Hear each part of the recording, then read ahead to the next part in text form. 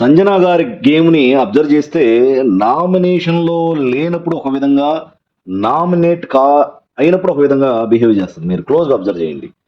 గత 2, 3 వారాలు అనుకుంటా ఆమె నామినేషన్‌లో లేదు. సో, అప్పుడు సైలెంట్‌గా అసలు గేమే ఆడలేదు. సో, నామినేట్ అయిపోయిన తర్వాత ఈ వీక్‌లో నామినేషన్‌లో ఉండగానే ఏదో విధంగా కంటెంట్ జనరేట్ చేయాలని విశ్వ ప్రయత్నాలు చేస్తుందని చెప్పాలి. ఎలాగంటే అసలు అది అవసరం అండి. ఆ వాష్‌రూమ్‌లోకెళ్ళి డస్ట్‌బిన్ తీసుకొచ్చేసి హంగామా చేసేసి అనవసరంగా ఇన్సల్ట్ అయింది. ఆమెకే రివర్స్ కొట్టిందది.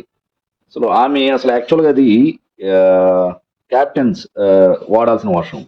సో, మన సుమన్ శెట్టి అండ్ గౌరవ్ గుప్తా గారు లేడీస్‌కి రాత్రికి జస్ట్ పండుకోవడానికి ఇచ్చారంతే.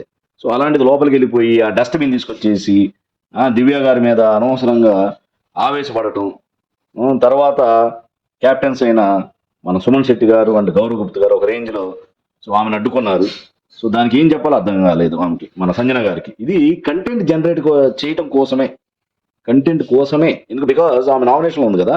సో, కంటెంట్ జనరేట్ చేయటం కోసమే ఈ హంగామా చేసిందని మనం అనుకోవాలి. సో, ఏంటిది సంజన గారు? నామినేషన్‌లో ఉన్నప్పుడు ఒక విధంగా, నామినేషన్‌లో లేనప్పుడు ఒక విధంగా. It's not right.